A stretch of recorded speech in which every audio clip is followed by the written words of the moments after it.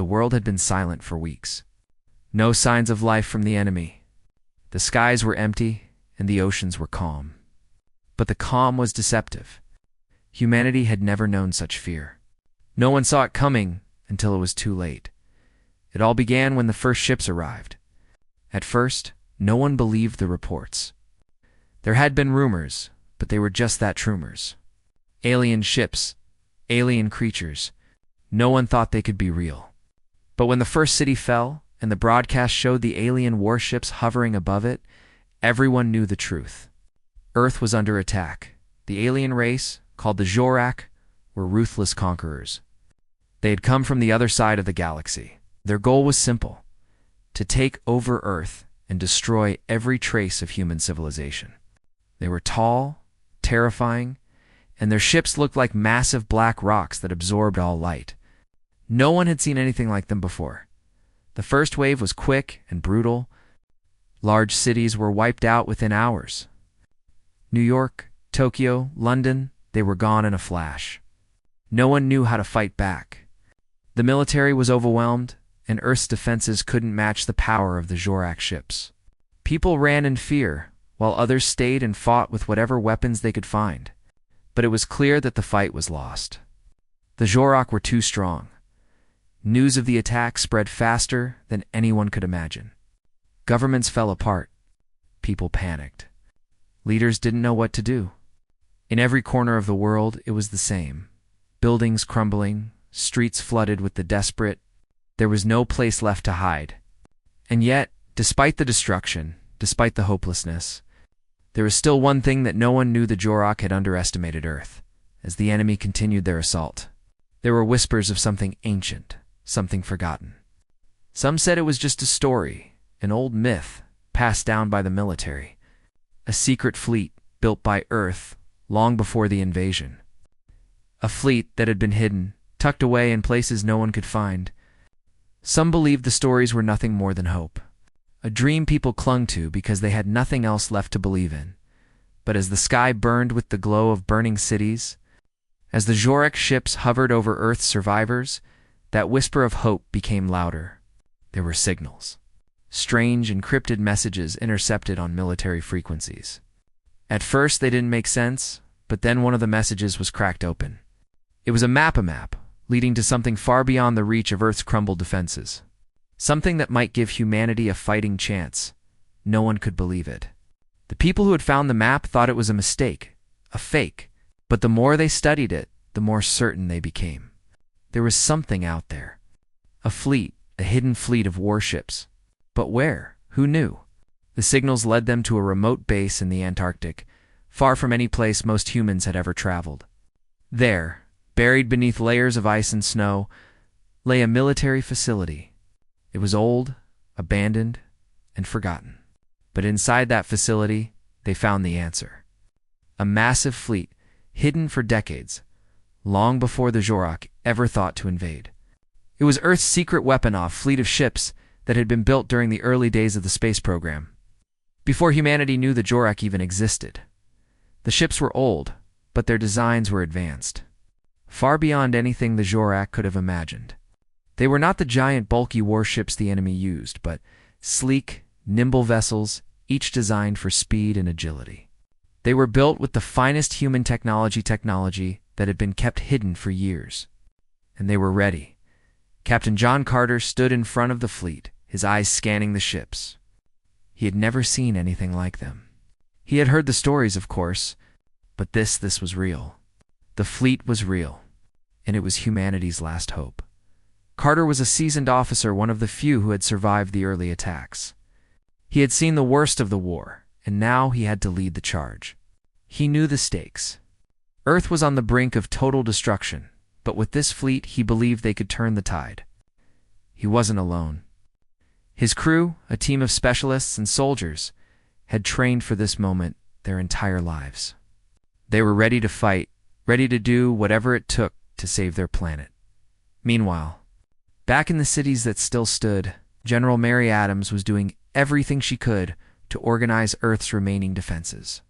She had no illusions about the scale of the enemy's strength, but she was determined. If she couldn't stop the Jorak with her forces, she would at least buy the fleet enough time to strike back.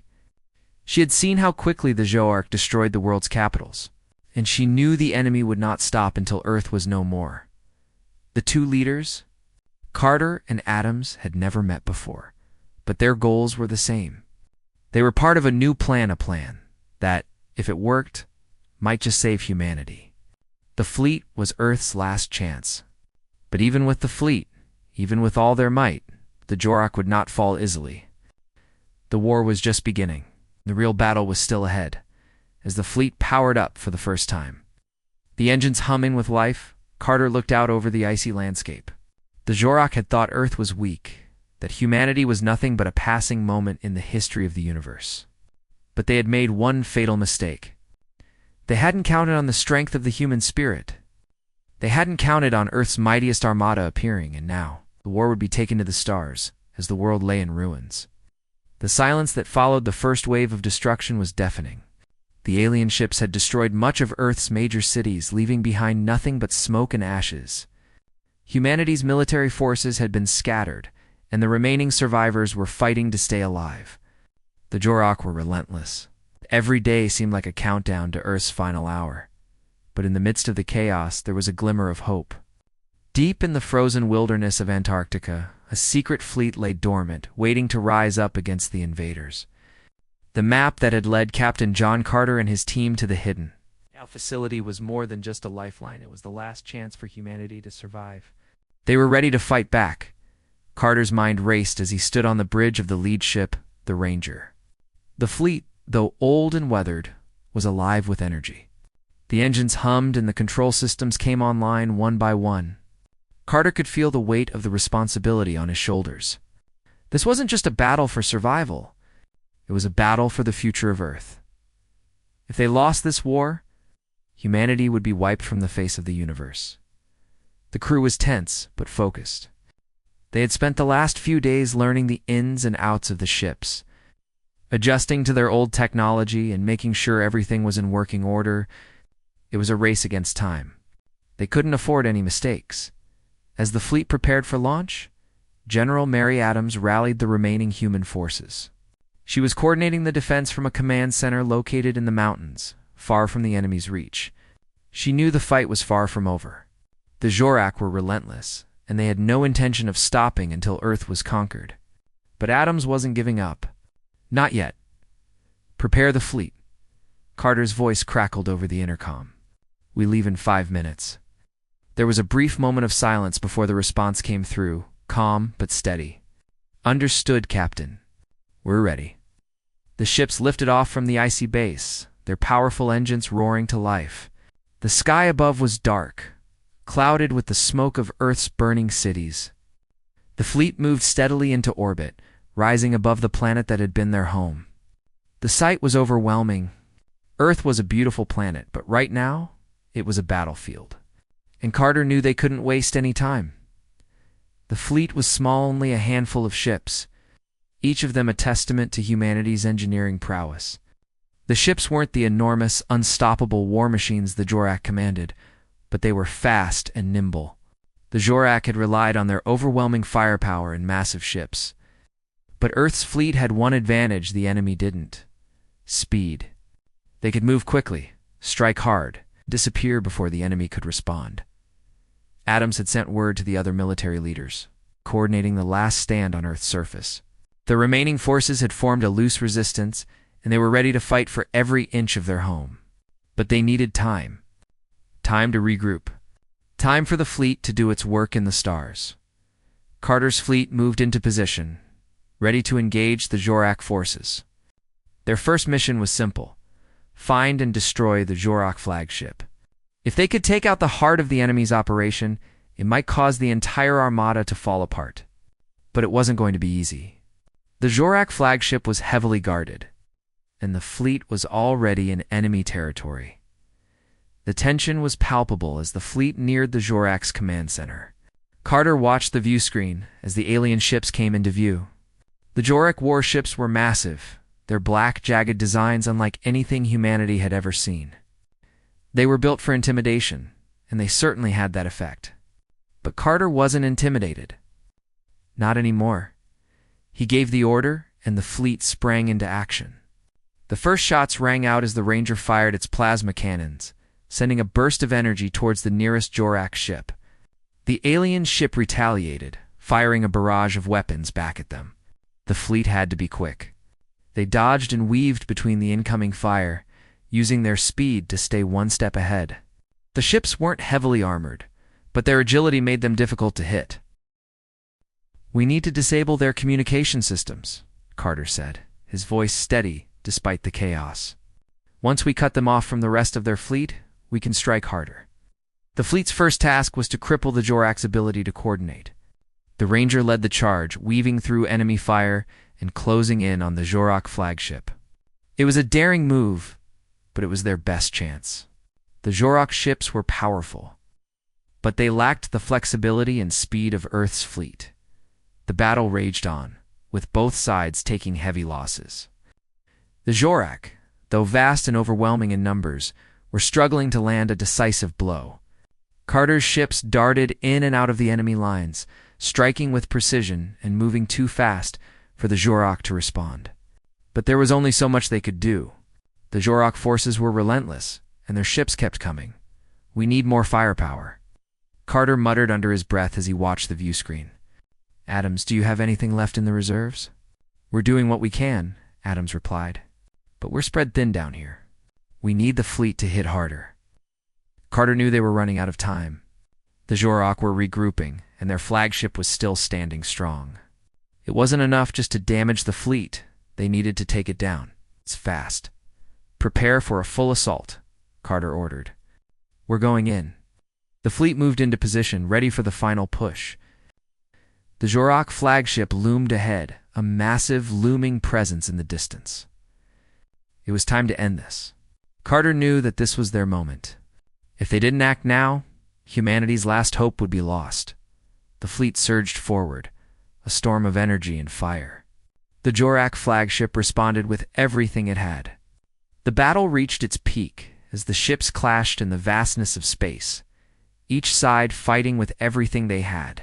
But the human armada wasn't about to give up. Not now. Not when the stakes were so high. As the fleet closed in on the flagship, Carter gave the order. "Fire everything we've got." The Ranger fired its full arsenal, unleashing a barrage of plasma blasts that slammed into the Jorak ship. It took all their strength, but the flagship finally began to break apart. The enemy was faltering. For the first time, it seemed like the Jorak were on the defensive. The tide had begun to turn. The battle raged on above the earth. It seemed like there was no end in sight. Captain John Carter and his fleet had made progress, but it was clear that this was only the beginning. The Jorak were tough enemies. Despite the damage the human fleet had done to their flagship, they were not ready to surrender. They had more ships, more weapons, and they were determined to win. Carter stood on the bridge of the Ranger, staring out into the vastness of space. His hands gripped the controls tightly, his mind working through the next steps. The fleet had suffered losses. Some ships had been damaged beyond repair. The crew members who had been hurt were now recovering in the ship's medical bay, but they were still fighting. Earth had not given up yet, and neither would they. General Mary Adams, back on Earth, was coordinating the resistance efforts. The Jorak had taken control of most of the planet, but pockets of humanity still fought back. Soldiers, civilians, anyone who could hold a weapon had joined the fight. Adams had become a symbol of hope for the remaining survivors. Her voice on the radio was like a rallying cry for all who still believed they could win. "The fleet needs to keep pushing," Adams said. Her voice firm and strong as she spoke to Carter through the communication system. "We need their help. The Jorak aren't giving up. We've lost too much already. It's time to finish this." Carter nodded. He understood the stakes. Earth's defenses were in ruins, and the survivors on the ground were struggling. He could feel the weight of their hopes resting on his shoulders. The fleet had to succeed. They couldn't afford to lose any more ground. "We're going to hit them harder," Carter replied. "We need to go after their supply lines. If we take out their resources, they'll be forced to retreat." The plan was risky. The Jorak were well organized, and their supply lines were well protected. But Carter was right. If they could cut off the enemy's resources, they could turn the tide of the war. It was their best chance. The fleet broke formation and moved into position. The plan was to strike at the heart of the Jorak supply chain, targeting their fuel and weapon storage depots. If they succeeded, it would cripple the alien forces and give the survivors on Earth a fighting chance. The ships in Carter's fleet were moving quickly, darting between enemy fire and weaving through the chaos of the battle. The Jorak ships were massive and powerful, but their size made them slow and easy to outmaneuver. Earth's fleet, though small, was quick and agile. They could get in, do the damage, and escape before the Jorak had a chance to react. Carter watched the view screen as his ship approached the first Jorak supply depot. The planet below was burning, its surface scarred by the alien warships. The sky was filled with the bright flashes of explosions as the battle raged both in space and on the ground. The Jorak had pushed Earth's forces to the brink, but the fight was far from over. Target locked, one of Carter's officers called out. Carter gave the order. Fire. The Ranger fired its plasma cannons, and a bolt of energy shot out towards the Jorak supply depot. The explosion was massive, lighting up the darkness of space. The shockwave sent ripples through the surrounding ships, and the Jorak forces scrambled to respond. But Carter's fleet was already moving. They didn't wait for the enemy to retaliate. They were already on the move, heading for the next target. The Jorak ships were slow to react, and by the time they tried to regroup, the fleet had already struck again. The next target was a Jorak communications relay station. If they could take that out, it would disrupt the enemy's ability to coordinate their forces. The fleet moved in for the attack, dodging incoming fire and striking with precision. The Jorak ships were beginning to grow more desperate. Their commanders were realizing that Earth's fleet was not the easy target they had thought it would be. Meanwhile, on the surface of Earth, General Adams was overseeing the defense efforts. The Jorak had taken most of the planet, but there were still small groups of soldiers and civilians holding out in the mountains, the forests, and the underground bunkers. Adams was in constant communication with them, giving orders and offering encouragement. "We can't let them win," she said, her voice filled with determination. "Hold your ground. The fleet is doing their part. We can't give up now." The resistance had formed into a loose network, with small groups of fighters working together to disrupt the Jorak on the ground. They had no hope of defeating the aliens outright, but they could slow them down. Every Jorak they took down was one less soldier for the enemy to fight with. Back in space, Carter's fleet continued its assault on the Jorak. They had already destroyed several key supply depots and communication stations. But the enemy was starting to regroup. The Jorak were sending more reinforcements, and their warships were getting more aggressive. Carter knew they needed to finish this quickly before the Jorak could call in their full strength. "Status report," Carter demanded. Shields holding, his officer replied. "Weapons systems are fully charged, but we're taking more hits. We need to wrap this up soon." Carter's mind raced as he considered their options. They had done significant damage, but it wasn't enough. The Jorak still had the numbers, and their flagship was still operational. If they didn't take it down soon, everything they had done would be for nothing. "We're going for the flagship," Carter said. "We need to end this now." The fleet regrouped and set course for the Jorak flagship. It was a risky move, but it was their best shot at victory. They needed to destroy the flagship if they were going to have any chance of defeating the Jorak once and for all. As the fleet closed in on the massive alien ship, the Jorak opened fire with everything they had. The battle was intense, with explosions lighting up the darkness of space. The human ships dodged and weaved between the incoming fire, returning fire with everything they had. The Ranger led the charge, its cannons blasting away at the Jorak flagship's defenses. Carter knew they were close. He could see the flagship's weak points. The Jorak were starting to panic, and that was when Earth's fleet struck hardest. The enemy was beginning to break apart, their ships retreating in disarray. It wasn't over yet, but the tide was turning, as the Jorak flagship began to fall apart. Carter allowed himself a small, hopeful smile. They had done it. Earth wasn't done yet. The fight wasn't over, but they had made a stand. They had shown the universe that humanity wasn't going down without a fight. The tide of the battle was changing. Captain John Carter could feel it. The Jorak flagship, once a symbol of their unstoppable might, was now in ruins. The massive alien ship was losing power, its shields failing, and its weapons systems sputtering out of control. The Jorak were retreating, but they weren't giving up. They had more ships, more reinforcements. The war wasn't over, not yet. Carter stood on the bridge of the Ranger, his eyes scanning the view screen. His mind was racing. They had done significant damage, but the Jorak were a powerful force. They still had the numbers, and their forces were regrouping. Earth's fleet had struck a major blow, but they couldn't afford to celebrate. Not yet. "We've taken down their flagship," Carter said, his voice calm but filled with urgency. "But they still have the upper hand. We can't let up." His crew nodded. They were tired, their ships damaged, their resources stretched thin. But they were still in the fight. They had a job to do, and they weren't backing down. Not now, not when Earth's survival was at stake. "Adams, how are the ground forces?" Carter asked, turning to the communications officer. Adams' voice crackled over the line, strong and determined. "We're holding, but barely. The Jorak are pushing us back. We need more time. Your fleet is our only hope." Carter felt a pang of worry in his chest. Earth's resistance was fighting hard, but they were losing ground. The Jorak had already taken control of most of the planet, and they weren't letting up. The fleet was their last line of defense. It was up to them to finish the job and force the Jorak to retreat for good. "We'll do everything we can," Carter said. "Keep holding on down there. We'll make sure they don't get any closer." The Ranger and the rest of the fleet were moving once again. They had to stay on the offensive. They couldn't afford to give the Jorak time to regroup. The next target was the Jorak's remaining supply depots. If they could cut off the enemy's resources completely, it might force them to pull back and rethink their strategy. The fleet moved quickly, darting between enemy ships, using their speed to stay ahead of the Jorak's heavy fire.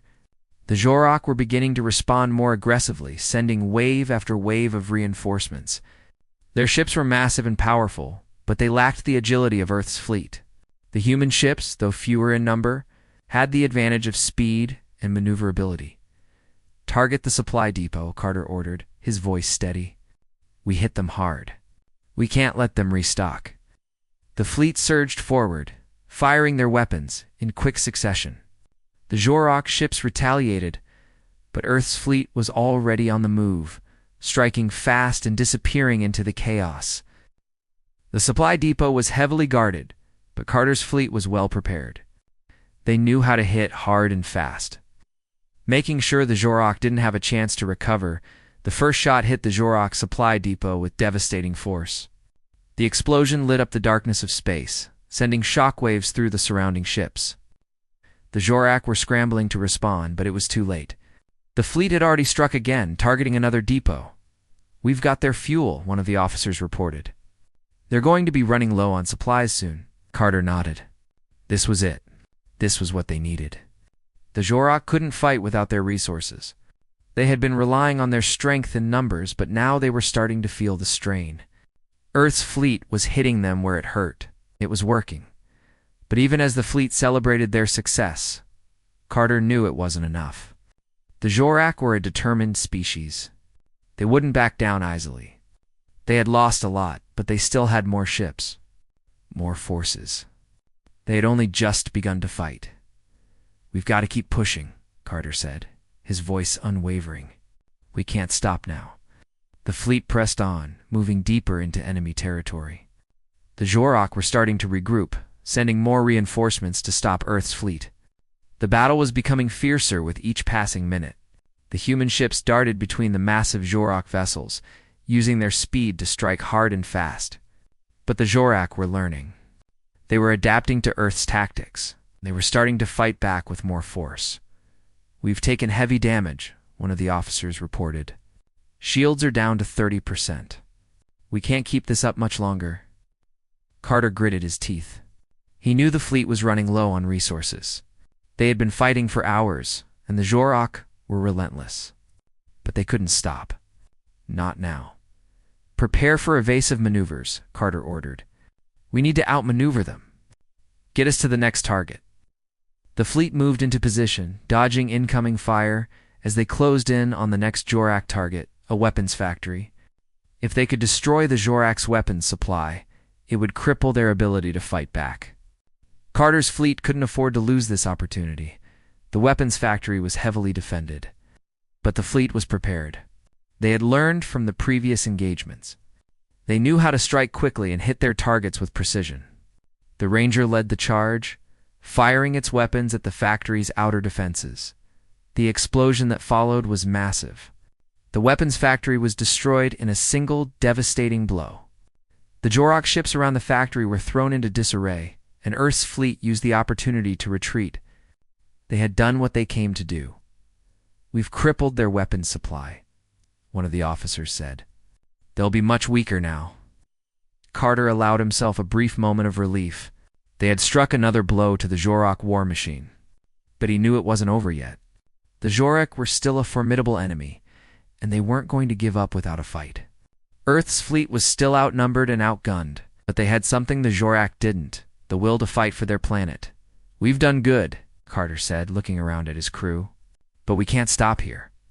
We need to finish this. The fleet moved into formation once again, ready for the next battle. They had come so far, and they couldn't let up now. Earth's survival depended on it. The final battle was coming. Captain John Carter knew it. The Jorak were not retreating. They were preparing for one last assault. They had been battered, their resources stretched thin, but they weren't ready to give up. Carter and his fleet had been striking at the heart of their forces. But the enemy wasn't finished yet. The Ranger moved through the darkness of space, its engines humming as it sliced through the void. Carter stood on the bridge, staring out at the stars. He was tired, but there was no time for rest. The fate of Earth was hanging by a thread, and he could feel the weight of that responsibility on his shoulders. We've hit them hard, one of his officers said, her voice filled with exhaustion. But they're not backing down. They've regrouped and sent everything they have left. We finish this now, Carter replied, his voice steady despite the pressure. We don't let them get the chance to come back. We take them down once and for all. Jorak had one last chance to destroy Earth, and they were going to give it everything they had. They had brought in their remaining ships, their strongest forces, and their final weapons. The fleet had already crippled their supply lines and destroyed their factories, but the Jorak were relentless. They had no intention of leaving Earth without a fight. Carter's fleet moved into position. The final battle would take place over Earth itself. The planet was scarred, burning from the earlier attacks, but it was still standing. Humanity had proven its strength, but they were not done yet. The Jorak had underestimated them. Now it was time to show them just how strong Earth truly was. We've got their flagship in sight, Carter said. It's time to end this. The Jorak flagship was massive. It hovered over Earth like a dark shadow, its weapons ready to unleash devastation. But Carter's fleet wasn't intimidated. They had already destroyed their main supply lines and crippled their forces. Now, it was time to strike at the heart of the Jorak war machine. The Ranger led the charge, its weapons blazing as it moved toward the flagship. The rest of the fleet followed closely behind, striking at the Jorak ships that tried to stop them. The battle was fierce. The Jorak were desperate, throwing everything they had at the human fleet. But Carter's ships were faster, more agile, and more precise. They dodged the enemy fire, striking hard and fast. We've got their shields, one of Carter's officers reported. We can take them down now. Keep firing, Carter ordered. We finish this now. The Ranger unleashed a final barrage of plasma blasts, hitting the Jorak flagship with devastating force. The flagship shook, its massive frame groaning under the pressure. For a moment, the Jorak ships seemed to falter, and the human fleet pressed on. But the Jorak weren't finished yet. They retaliated with everything they had, launching a final assault on Earth's fleet. The battle reached a fever pitch, with explosions lighting up the sky. The Ranger shook as it took a hit, and Carter braced himself for the worst. His ship was damaged, but it wasn't going down. Not today. The Jorak flagship was still standing, but it was weakening. Carter knew they couldn't let up. They had to push forward and finish this fight. The fate of Earth depended on it. "We're going for the core," Carter said. "That's the only way to take them down for good." The fleet moved in close to the flagship, dodging enemy fire as they approached the heart of the Jorok ship. The core was the most heavily protected part of the flagship, but if they could destroy it, they would cripple the entire Jorok fleet. Carter's hands gripped the controls tightly as he gave the order. "Fire everything we've got," he said. The Ranger unleashed its full arsenal, sending a barrage of plasma blasts into the Jorok flagship's core. The explosion was massive. For a moment, everything went silent as the shockwave rippled through space. The Jorok flagship erupted in a blinding flash of light, and the enemy forces around it began to fall apart. "We did it," one of the officers said, her voice filled with disbelief. "The flagship is gone. They're retreating," Carter exhaled, a wave of relief washing over him. The battle was over. The Jorok were retreating, their forces scattered and broken. Earth's fleet had done it. They had defeated the enemy. Against all odds, humanity had won. But even as the victory sank in, Carter knew that this was just the beginning. The Jorok might have been defeated, but there were still dangers out there. The universe was vast, and Earth was just one small planet in it. But for now, they had one. For now, Earth was safe. Back on Earth, General Mary Adams was still coordinating the defense. The Jorok had been pushed back, but the war was not over. The resistance on the ground had held strong, but they were still recovering from the attack. The world was scarred, but it was not broken. The people of Earth had fought back, and they had won. "We've done it," Adams said, speaking to the survivors over the radio. "We've taken our planet back. The Jorok are gone. We've won." The survivors cheered, their voices a mix of relief and exhaustion. It had been a long fight, but they had done it. Earth had survived. Carter looked out at the stars as the fleet began its return to Earth. He thought about the people who had fought for their planet. The soldiers and civilians who had given everything to protect their home. They were the true heroes of this war. And though Earth had won, they knew the universe was full of unknowns. But today, humanity had proven something important. They had proven that they would never give up. No matter how powerful the enemy, no matter how dark the times, they would always fight to protect their home. As Earth's fleet made its way back to the planet, Carter felt a sense of pride. The battle was over. The Jorok had underestimated humanity, and now they knew better. Earth was not a planet to be taken lightly. Humanity had made its stand, and they had one. "We're not afraid to defend ourselves," Ben said firmly, "and we will continue to do so if necessary." Oric nodded slowly, as if weighing Ben's words. "Very well, Captain Harris. We will take your words into consideration. But know this. The galaxy is not an easy place to navigate. Your actions here will determine your future." Ow. The room grew quiet again. Ben and Eva exchanged a glance, knowing that the hard part was just beginning. The Council may have acknowledged them, but that didn't mean they were ready to accept Earth. There would be more challenges ahead, and Earth would have to prove itself over and over again. As the Council meeting continued, Ben's mind raced. He had hoped for a peaceful resolution, but it was clear that the galaxy was not ready to embrace humanity. They were afraid. Afraid of what Earth might become? Eva leaned over and whispered to him, "Do you think they'll try to attack us again?" Ben didn't hesitate. "I don't know. But if they do, we'll be ready." As the meeting came to an end, the council members filed out, their minds no doubt filled with questions and concerns about Earth's future. Ben and Eva remained behind, watching the council leaders depart. Outside the station, the Ardent Fury waited, Earth's symbol of strength, its message to the galaxy. The Ardent Fury had shown the galaxy that humanity was not to be underestimated. But what would happen next? Would the council welcome them? Or would the galaxy's powerful factions rise up against them? Ben couldn't say for sure. But one thing was certain. Earth's journey had only just begun. The peaceful atmosphere in the Galactic Council Hall didn't last long. Just days after Earth's arrival, the first sign of trouble came. The Syrixians, still reeling from their defeat at the hands of the Ardent Fury, had decided to retaliate.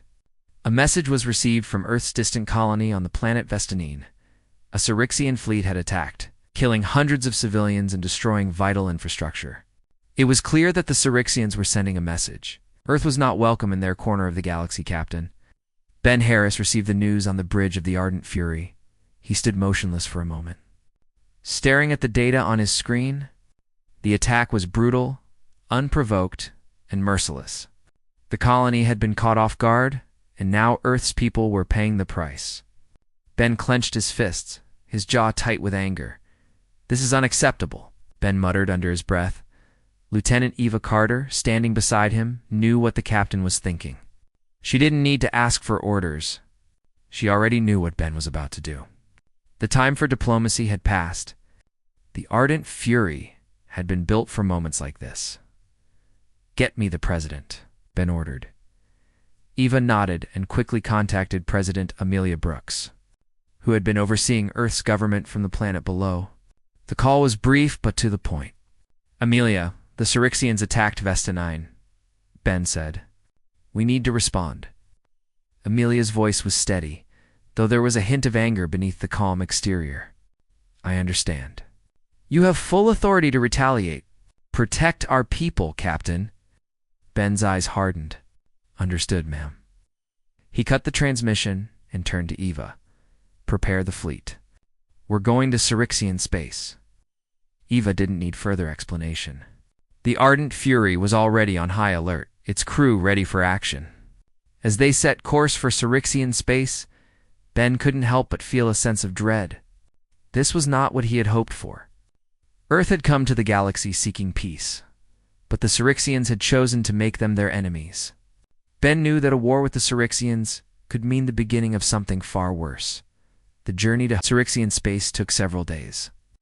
During the long trip, Ben and Eva spent hours discussing tactics and preparing the crew. The Ardent Fury wasn't just a battleship. It was the symbol of Earth's might, and Ben wasn't going to let it be taken lightly. If they were going to face the Cyrixians head-on, they would need every advantage they could get. "We can't afford to make any mistakes," Ben said during one of their strategy meetings. "The Cyrixians are ruthless, and they'll strike first. We need to hit them hard and fast." Eva nodded, her face set in determination. "We've trained for this. We'll be ready." As they neared the edge of Cyrixian space, the Ardent Fury's sensors picked up multiple Cyrixian ships on an intercept course. It seemed the Cyrixians were ready for a fight. Ben gave the order to prepare for battle, and the crew sprang into action. "Captain," Kada called out, her voice calm but alert. "We have multiple ships closing in. They're not friendly." Ben's eyes flicked to the screen.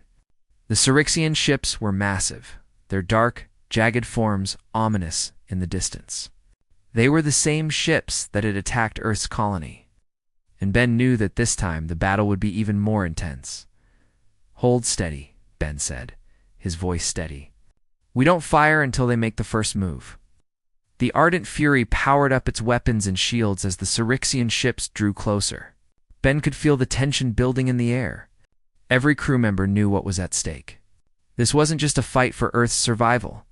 It was a fight for their future in the galaxy. Then, without warning, the Cyrixian ships fired. A barrage of energy blasts shot toward the Ardent Fury. The battle began. Ben's hand flew over the controls, directing the ship's evasive maneuvers. The Ardent Fury spun and dipped, dodging the incoming fire with incredible precision. The Cyrixian ships were powerful, but they were slow and predictable compared to Earth's advanced technology. The Ardent Fury had the advantage, and Ben wasn't going to waste it. "Return fire," Ben ordered. The Ardent Fury's weapons unleashed a deadly barrage, striking one of the Cyrixian ships. The explosion was massive, and the ship disintegrated in the blink of an eye. Ben could see the panic in the remaining Cyrixian ships. They weren't used to facing such overwhelming force. Ava's voice crackled over the comms. "Captain, we've got a fleet of smaller Cyrixian ships approaching from the rear. They're trying to flank us." Ben's mind raced. He had expected this, but now the battle was turning into a full-scale engagement. Earth's fleet was still a fraction of the size of the Cyrixian Armada, but they had the element of surprise. and the Ardent Fury was a weapon unlike any other in the galaxy. Engage evasive maneuvers. Keep the pressure on them, Ben ordered. The Ardent Fury twisted and turned, its engines roaring as it dodged the incoming fire from the flanking ships. Ben's fingers flew over the controls, directing the ship with precision. The Syrixians were good, but they couldn't match Earth's speed and agility, one by one. The Syrixian ships began to fall. The Ardent Fury's weapons were deadly accurate, and soon the enemy fleet was in disarray. The remaining Syrixian ships hesitated, unsure of how to proceed. They had underestimated Earth's strength. Now they were paying the price. Ben watched as the last of the Syrixian ships retreated. The Ardent Fury had won the battle. But the war was far from over. The Syrixians were a powerful force, and Ben knew they wouldn't give up so easily. Earth had just made its first strike, and the galaxy would soon know that humanity was not to be taken lightly, as the Ardent Fury turned back toward Earth. Ben's thoughts were already on the next challenge. The Syrixians would regroup, and there would be more battles ahead. But for now, Earth had struck a blow for its survival, and the galaxy would never forget it. After the battle with the Syrixians, the galaxy was buzzing with activity. News of Earth's victory had spread quickly, and while some alien races were beginning to take humanity more seriously, others were beginning to worry. The Syrixians had suffered a significant blow, but they were not the only powerful species in the galaxy. Many feared that Earth's newfound strength might change the balance of power. Some factions began to see Earth as a threat, and soon the question of whether humanity could be trusted was on the minds of many captains. Ben Harris stood on the bridge of the Ardent Fury, staring out into the endless expanse of space. The Syrixians had retreated for now, but Ben knew it wouldn't be long before they regrouped and tried again. His mind was focused on the future. Earth had made its mark, but the real challenge was yet to come. The galaxy had noticed them, and now they would have to navigate the complex web of alliances, rivalries, and threats that ruled the stars. Lieutenant Eva Carter approached, holding a datapad in her hand. "Captain, we've received word from the Galactic Council. They're calling for a special meeting." Ben raised an eyebrow. "About what?" Eva hesitated for a moment. "They want to discuss Earth's future in the galaxy. Some races are questioning our intentions." Ben's face hardened. "Of course they are. They've never seen a species like ours before." Eva didn't respond, but she could tell that Ben was frustrated. It had been clear from the start that Earth's sudden arrival would cause ripples in the galaxy. Some were eager to welcome them, but others were unsure. The Council had been made to keep peace, but now they were divided. Some races were pushing for Earth to be removed from the galactic community, while others saw humanity as a potential ally. The Council itself was on the verge of splitting, and there was no telling how things would turn out. "I'll prepare the crew for the meeting," Eva said quietly. Knowing that Ben was already lost in thought, "We need to be ready for anything." Ben didn't reply, but he gave a slight nod. He had spent his entire life preparing for moments like this. The Council meeting would be crucial. If Earth could navigate the political landscape of the galaxy, they might have a chance at securing a place among the stars. But if they failed, it could lead to even greater conflict. The galaxy was not a forgiving place, and Ben knew that Earth's future depended on how they played their cards now. The Ardent Fury made its way toward the Council station. The journey was uneventful, but the tension on board was palpable. The crew had been through a lot, and now they faced the uncertain future of their planet. Captain Harris stood in the command center, looking out at the stars. This was the moment when Earth's fate would be decided. As the ship docked at the Council station, Ben and Eva were greeted by representatives from the different races of the galaxy. Some of the faces were familiar, but others were completely new. The Council chamber was large, with a long table in the center where the leaders sat. Ben and Eva took their seats, and the Council meeting began. At the head of the table sat Chancellor Orak, who had led the Council for centuries. His silver skin gleamed in the light of the chamber. He looked down at Ben and Eva with a serious expression. "Captain Harris, Lieutenant Carter," Orak began, "you have made a significant impact on the galaxy. Your actions have shown that Earth is not a species to be ignored. But the question remains, what does Earth want from the galaxy? Ben stood up, his eyes steady. We want peace, he said simply. We don't want to be enemies with anyone. But we will defend ourselves if necessary. The room was quiet as the council members exchanged glances. Ben could see that some were still skeptical.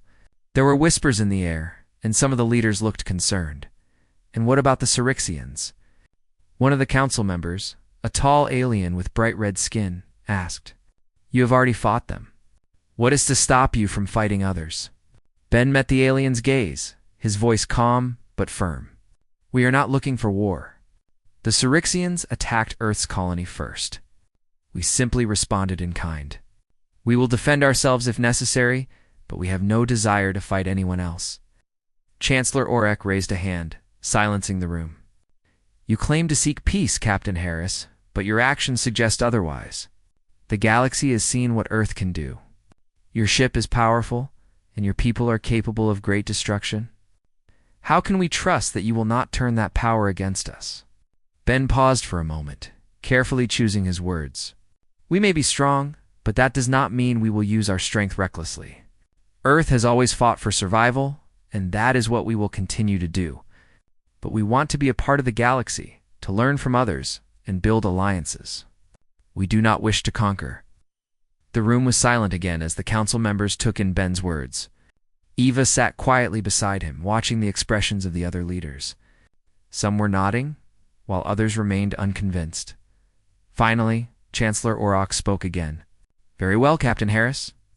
Earth's actions have made an impact, but the galaxy is not a place for the weak. We will need time to consider your words. For now, you may return to your ship, but know this, there are others who may not be so willing to accept you. Ben nodded, understanding the gravity of the situation. The council was divided, and the future of Earth in the galaxy was uncertain. Some races would be allies, while others would be enemies. The real battle was just beginning, and Ben knew that it would take all of humanity's strength and ingenuity to survive. As the meeting ended and the council members began to leave, Ben and Eva exchanged a look. The path ahead was unclear, but they had made their intentions known. Earth would not back down.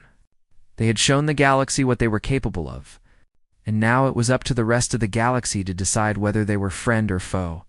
As they left the council chamber, Ben's thoughts were already on the next challenge. There would be more battles, more obstacles to overcome. But Earth had made its presence known, and Ben was determined to see it through. No matter what the galaxy threw at them, Earth would stand strong. The council meeting had left Ben with more questions than answers. Earth had made its mark on the galaxy, but whether it would be accepted or rejected was still uncertain. The Syrixians were just the beginning. There were other powerful races, many of which had their own agendas. The galaxy was a dangerous place, and Ben knew that Earth would have to be prepared for anything.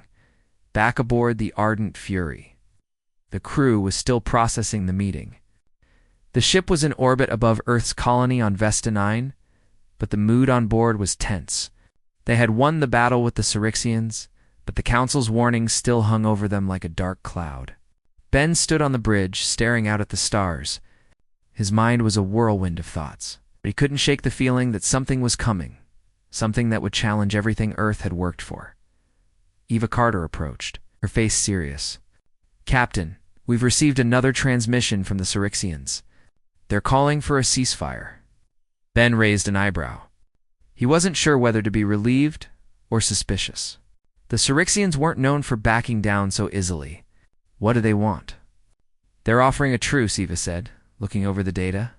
They're willing to talk, but they want Earth to agree to a neutral zone between their space and ours. Ben crossed his arms, deep in thought.